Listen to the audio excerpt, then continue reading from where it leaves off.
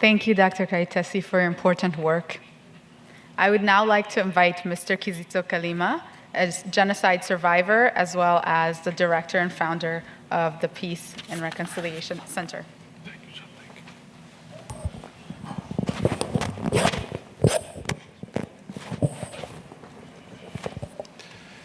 Anyway, good afternoon, everybody.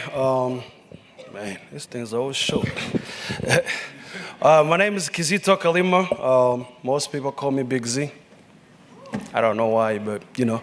Anyway, I'm a genocide survivor. It's a title that I was never want to have, but right now I don't have no choice other than to have it. I mean, to deal with it. But it is some title I take with the pride and the courage, because being a genocide survivor, it requires a lot of courage, and I was one of them who happened to be a teenager. I was a young man. I was a teenager in high school, 1994, and when the genocide happened, it was during Easter break, and I was at home. And heard on the radio that a president of Rwanda has been killed. As every Tutsi that time, we were oppressed. We grew up under oppression. We grew up in a country where being a Tutsi was a crime. And honestly, I was excited. Not excited because a president of a country dies or a human being lost his life. I was excited because I felt like the misery of the Tutsis were over. That's how I felt. So I went, talked to my parents. I told my mom, I said, Mom, guess what? The president has been killed. And I was, of course, joined. I was excited. But my mom got up and looked at me. She said, young man, don't get too excited, because anytime a leader of this country dies, we, meaning Tutsis, we pay the price. Honestly, being a teenager, I didn't understand what my mom was saying. I thought she was just being an old lady, and she didn't know what was going on. No offense to elder people, I love you. Hey, you guys have teenagers, or you've been teenagers, but we don't listen to our parents. Trust me. That's what happened. I thought my mom was she didn't understand what was going on. But I knew that President Habyarimana being gone, the curfew that I grew up under, it's over. Now I can deal with my mom's curfew. That was easier. So she told us to be ready because she didn't know exactly what was going on. And a couple days later, I was sitting at home and listening to radio, and I heard this like a loud noise. Some people, people banging our gate. And when I turned and jumping over the fence, when I turned around, I saw the gendarme, the police officers, with the guns on top of us, on top of me. I never seen a gun in my life. I didn't know what to do. So as a teenager in my mind, I just took off because I thought if I run, I can overrun a bullet. So I jumped over the fence and I went and hid across the street. And while I was hiding, I saw our house being burnt. I saw everything just blown up. And I came back. Later on, I found out everybody in my family is gone. I didn't know what to do. I didn't know what I should do. And I decided to flee. I decided to leave my area. I walked almost 15 miles. I went to this guy who was a Hutu, whom my dad raised. And when I got there, he was happy to see me. He was happy that I'm alive. And he decided that he's going to protect me. He decided that he's going to do whatever it takes to protect me. While I was in his house, that's when somebody saw me. Somebody saw me and went and told the killers, the militias, and they decided that they would burn the building on top of us. One of the people who was supposed to kill us was his little brother, actually. He was a part of the group who were the killers. And he was not a killer by that time. You guys remember, you either with them or against them. This young man came and told his big brother, he said that if we don't leave, they're going to burn the house on top of us. This guy, Nyaneza Mab, that's where the guy was hiding me, he decided that we should go back to our old place. Between my house and his house was this small river, and to cross it, it was just a narrow bridge, this simple narrow bridge, and we were supposed to cross this bridge, but the bridge was taken over by the killers. And he decided that we can go around the bridge, and maybe cross the river by foot, but it was in the middle of the night. We decided, we tried to cross the river, but the river was high. He said, let's stay here until the sun comes up, and once the sun comes up, we can always leave.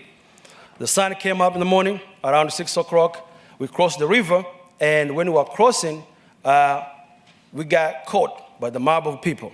You know, people came from nowhere, almost 50 of them. The little I know, they started hitting us. They jumped on us. One of them grabbed like a baseball bat. He was about to crack my head. When he was about to hit me, this guy, Munyaneza, he jumped on me, and they broke his arm. They hit him, broke his arm, and he was pushed away. Now, they pushed him away. They said, get out of here. What are you doing here? And when he was leaving, I knew exactly that I was left in the hands of the killers. I know my days were numbered, my hours actually. They took me on top of the hill. When I was climbing up, I saw a ditch dead body. I never seen a dead body in my life, but I knew exactly that what was going to happen. You know, most of us grew up Catholic, and before my mom left, I separated my mom. She had to give me a rosary. And I was reciting my rosary. I was praying. I would say, Lord, I'm coming. I'm ready. When I was trying to figure out what was going on, one of the killers, he jumped and he grabbed my shirt and pulled me down. He grabbed the machete, and he went ahead to chop my head off. When the machete came, I just clinched. The machete went all the way up here, cracked my little sky open. The blood started gushing out. Now, I'm dead. I passed out. I was unconscious.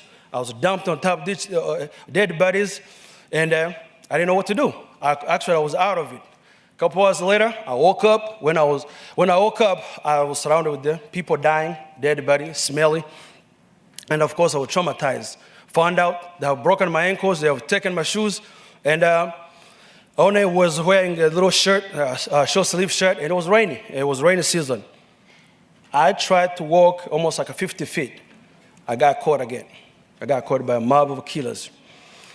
So this time, they have taken over these empty warehouses, and they have turned them into a killing site. They put me in this building, and in the middle of the night, they took us to the killing site, the main highway. And this time now, I'm back in my own area, and I'm still bleeding, and I'm hungry, I'm cold. Things are getting worse. While I was working towards this killing site, I knew exactly I'm going to die. I knew exactly what's going to happen. So I have made up my mind that I'm going to die, but what is the best way or easy way to die? I was thinking about the bullet, but you have to pay for the bullet. So in my little mind, my little teenager mind, I figured out if I took off, if I run, maybe somebody's going to get angry and shoot. So we are lining up, waiting to die. And when I saw people killing the kids and smashing people on the ground, that terrifies me because I figured out I'm going to get chopped off again. I took off. When I ran, they tried to shoot. Luckily, nobody got me, and I escaped. Now, I don't know what I was going, but in the middle of the night, and I'm going back towards my old place, hoping and praying that magically or mysteriously, my house is back, the life is normal. But that was a young man was thinking.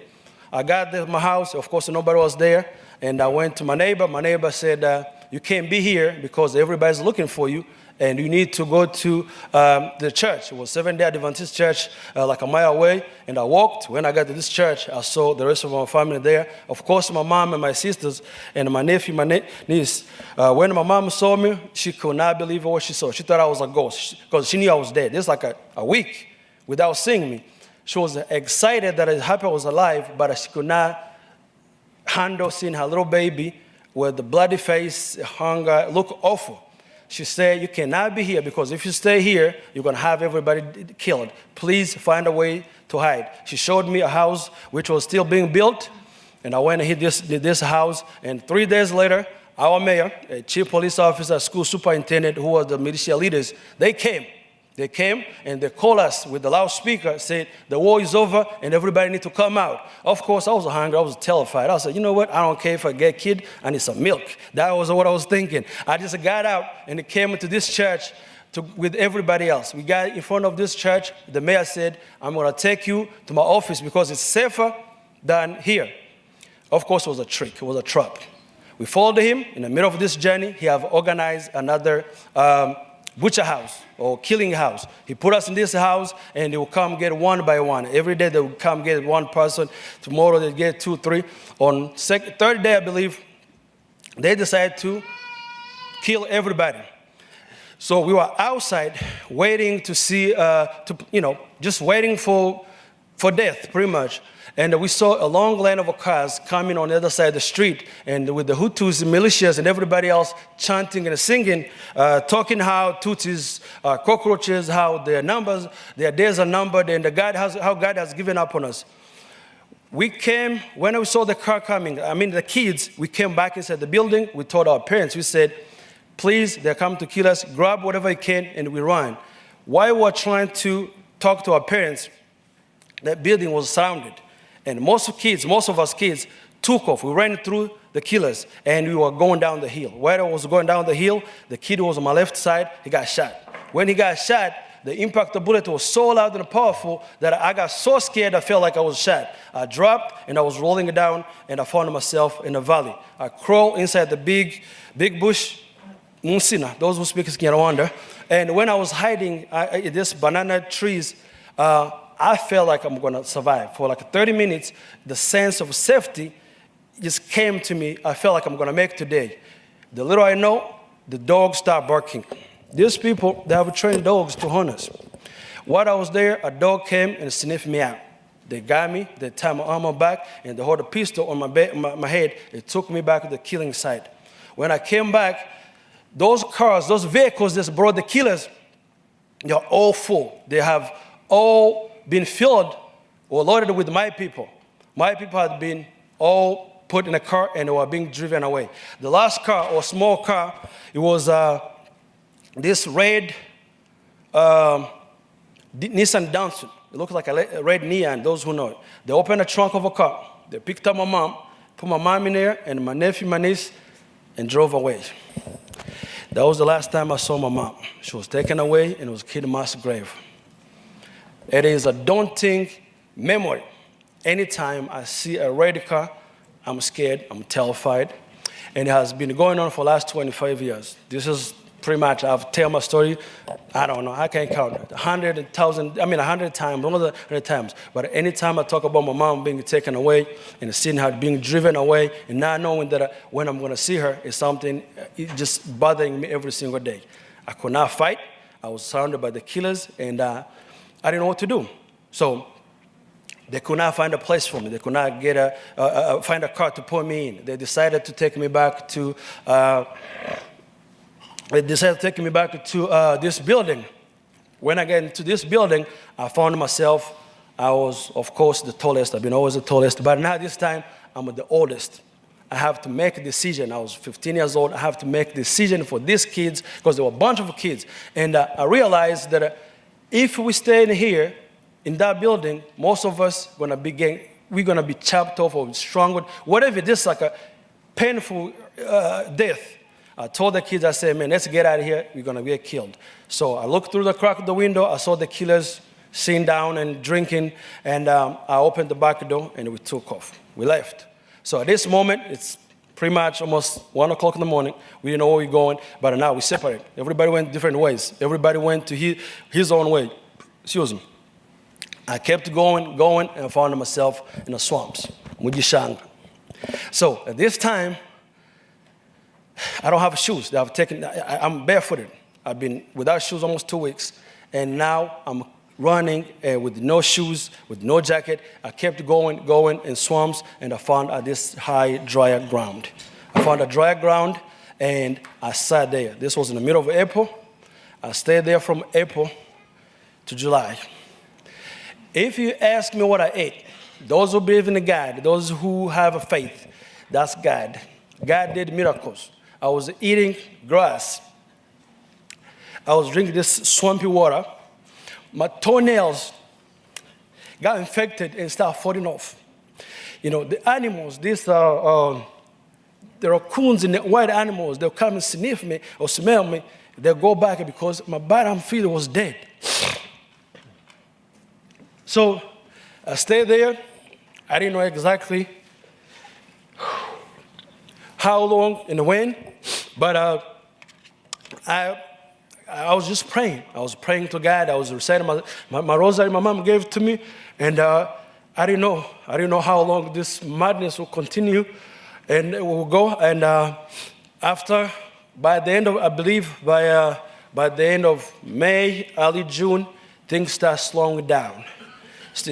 By June, I believe, by June, things start getting quiet, and it was just quiet, and I could not hear the bombs, the guns, the people screaming. And now I'm losing my vision, I'm losing my hearing, I'm losing everything. I'm a skeleton, I'm dying pretty much slowly.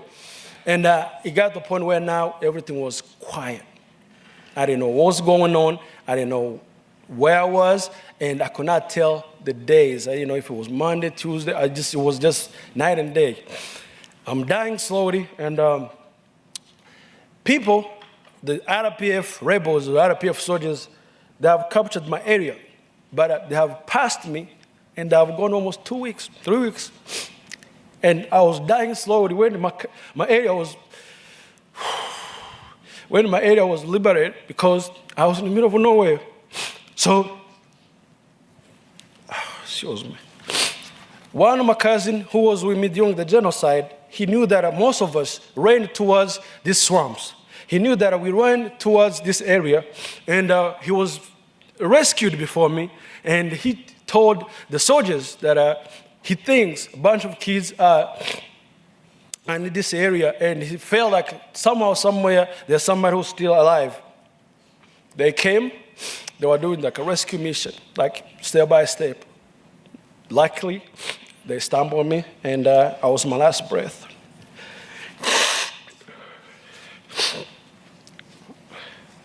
I was my last breath, I was dying, I was skeleton. I remember they put me in a wheelbarrow.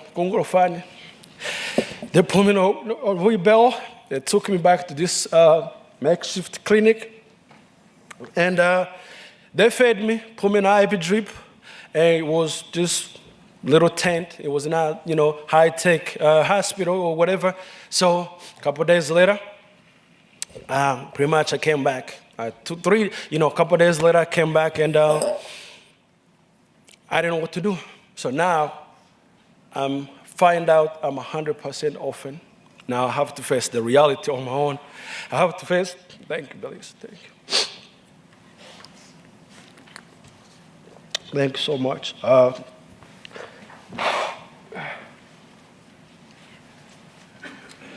So, thank you, Consulate, thank you so much. Okay. Thank you. So, I'm okay, thank you, I'm good. Thank you so much. I have to face life by myself. So, of course, the RPF soldiers, they became everything to all of us. They became our nurse, our counselor, our therapist, our father, everything. So, they put us in the whatever they could. We started with the what we compared to the group homes, the internal refugee camps or IDP. They were placed in orphanage, and later on I was sent back to school. And when I went back to my school was beautiful. I went to school in Save. So before the genocide, this was one of the best schools in the country. But after the genocide, when I was sent back, I was told that you can stay there as long as you want. So, because I didn't have nowhere to go. It became like a prison. I remember I used to sit outside on weekends, for the visitation days. I would sit outside at this basketball, volleyball, outdoor courts, and I would look at the principal's office, hoping that one of my family member, one of my brother, one of my mom, my dad would show up somehow, somewhere, but I was in big denial. Of course, it didn't happen, and the suicide became the only option. I remember I started getting in fight with anybody. I never in my life ever hit anyone, but at this time, I was just angry and upset, and of course, by November 1995, I was on a verge of mental breakdown, and I tried to commit suicide. I went to my cousin's house, who was a soldier. I stole a stick grenade. It looks like this one. I went back to my old place, and of course, nobody was there. And I got out of the car. When I got out of the car, I climbed up on top of the hill where I used to live. And my neighbor who lived across the street, He saw me. He thought I was dead. This is like a year and a half after genocide. He didn't know what he was saying. So he came running to find out who was going to this shambles, these ruins, because nobody was living there. When I was trying to find a nice spot to end my life, this guy, Kawanda, that's his name, he said, Kizito, please don't do it. Go back to school. Don't do it. Don't go back to school. So, of course, it was a cry for help. I was looking for attention, pretty much. But I wanted to kill myself. And he pleaded on me, and I gave him the grenade, and supposedly I was supposed to go back to school, but I didn't want to go to school because to me, boarding school was a prison. So 1996, January, I decided to leave the country. I didn't know where I was going, but I know Rwanda to me smelled like a death. Rwanda was too much for me to handle. My little teenager mind could not ever handle what I was saying. It was too much for me. I decided to leave. I went to Kenya, Tanzania, Uganda, and when I was in these countries, I didn't have a stable address. I was just there staying with somebody, staying who we call auntie, uncle, big brother. And I started playing basketball. Sports became my own refuge, my own source of pretty much my anxiety, my depression. And I would play sports until I passed out. One day, someone saw me and he offered me a deal. He asked me if I want to play for his club, and he would pay me. I remember I told him, I said, I don't want money. I want to go back to school. He was impressed by a teenager turning down money, but in my mind, I know a school, it was a place to stay. It was a permanent resident. I know if you put me in a boarding school, I have a place to stay for at least a couple of years. I was sent back to boarding school, and I was playing for this club in Uganda, and a couple months later, I started appearing in a newspaper.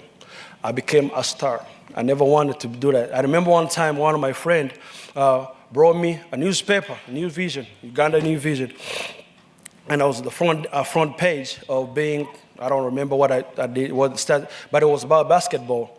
And he handed me a newspaper. And when he handed me a newspaper, he thought I was gonna jump and say, oh man, I'm a star. I look at the paper, and I just threw it down and started crying. He said, man, what's wrong with you? I said, man, what's the purpose of being a star alone? What's the purpose of being a star in a foreign land by yourself? So to me, fame was nothing. So a couple months later, I was offered a scholarship to come here. I was offered a scholarship for basketball tryouts. I came through Savannah, Georgia, ended up going to high school in Chicago. And when I was in Chicago, I played in high school, and I ended up coming here to South Bend, Indiana. And when I was here in South Bend, Indiana, I tried to play the IUSB, ruptured my Achilles tendon, and that was the end of my basketball career. So, but it's not only basket career, it was just my medicine, because basketball, that was the only thing I could do, and I could feel better. My body doesn't do well with even Tylenol. I don't take even painkillers, because every time I take a medicine, I get sicker. I cannot take alcohol or any drugs. My body doesn't do well with that. So as I was struggling with my anxiety and depression, of course, I ended up being diagnosed with PTSD, post-traumatic stress disorder, and I needed something. I needed something to help me so I can deal with my own anxiety and depression. One time, I was driving from school from ISB to my house, and when I got there on Ireland, I started shaking, and my heart started racing and pacing. I blacked out completely, and I thought I was having a heart attack. And I went back to school next day, and the nurse told me that I probably had a panic attack. And she encouraged me to start sharing my story. She asked me if I ever gone through therapy. I said, I've done everything, but nothing's working. So she encouraged me to start sharing my story. I tried, but it was still the same. So realizing that I was killing myself, realizing that there's no cure for anxiety, depression, and mental health, I realized that I need to do something for my own. So, of course, since I was 14 years old, I've been taking care of myself and trying to find a solution for my own. So at this time, I have to make a major decision so I can leave, because I was finishing school, I was moving to next level, and I realized that it was something that I need to be done. So I started Googling and searching it, right, finding people who've been through what I've been through and who are able to overcome those obstacles and make a change in the society. So everything I was seeing, it was forgiveness, It was tough to me to forgive those who killed my family, who was trying to chop my head off. And it was tough for me, especially those of my family members who've been raped. Because to me, that was the worst thing can happen to my sisters, my aunties, my nieces. And I remember getting to the point where I said, you know what, I need to leave. So I decided to forgive. It was hard, it was painful. It took me at least 3 years to get to the point where I said, you know what, I'm okay, I'm fine. Of course, my anxiety, my depression, especially my migraine headache, started getting down. I started talking, I started speaking. And while I was getting better, I realized that I need to reach out. So I became a mentor to most of young people, some of them are here actually. And when I was mentoring, I met these 2 young girls who was going through a tough time, and I ended up adopting them. So there were kids like me who went through what I went through, ended up in a difficult situation, and they reached out to me, and when I knew them, I knew exactly if there is anything else in this world I survived for, those kids were the reason. So reached out, went to Texas, bring them here in Indianapolis, and it was not easy, it was tough, but God blessed us, and now they are grown. I guess one of them is around here somewhere. If you see a tall girl, that's Rosiane. She doesn't want to be seen by she's 6'5", but so anyway. Those kids, her and her sister, Josiane and Leanne, they became a blessing to me, in my family. Of course, my wife, Stacy, she's right there. She's in the corner. If I can call her the general director of my house, I will.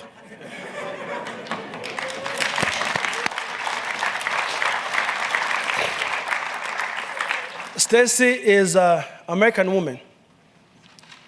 Lived her life, and she met me when I was ready to settle down, get married, and be a man, the way my mom asked me to be. But she stuck with us. She stuck with me through. She never left me the way you never left us. She had heard words of me. She had seen me in my worst days, and of course the girls but she stuck with us, and it's been almost 10 years, more than 10 years. And I'm telling you, if it wasn't for her, I wouldn't be here. I can promise you that. She has done enough for me to the point where there's nothing else I will say. I remember when I was in the swamps, I used to pray, and I used to say, Lord, if I ever get married, give me a wife like my mom. Every young man in this world always want to have a wife like his mom. So I didn't know I was going to find my mom an American woman. But it did happen, and I thank God for that. So things got better every single day. My house got peaceful. Everything turned around. The kids, the girls, Josiane and Leanne, became a blessing to me. They came to us with 0 GPA. By the time they finished school, they were honor student, ended up going to college. Josiane just finished. Most of you know Leanne. She's a model. She's doing her own thing in New York. And that is, to me, when I saw those girls, how they turn around and how me and my wife got involved in it. We are just young people who was trying to help because we've been helped so much. And I realized God has been good to me and my family. And I ended up opening up an organization which is called Peace Center for Forgiveness and Reconciliation. And I remember that a couple months ago when I was talking to Immaculate, I call her my auntie. She's my auntie in real life. But I call her auntie because it's a sign of respect. She's been auntie to all of us. She reached out to me. We are talking about the memorials, and knowing that I do memorials in Indianapolis, I said, what is the best place to bring memorial here in South Bend? I grew up in South Bend. I call South Bend Nyanza because that's my area. So I said the best thing I can do is to help and bring the memorial here so we can remember. And That's what I was trying to do. With the help with a lot of supporters, we were able to bring General Dalea. And of course, through our organization, we help a lot of people. We help a lot of kids, people from different countries. And to me, I realized that is what God wanted me to do. God used basketball as a vehicle to bring me here. But God wants me to work for him in many ways, by helping other survivors, by reaching out to other people who are struggling. And I feel like I don't have anything else to do in this world other than helping the survivors and make sure that I prevent the future massacres. I chose to forgive so I can live. So my question to you, what did you choose to live? Thank you.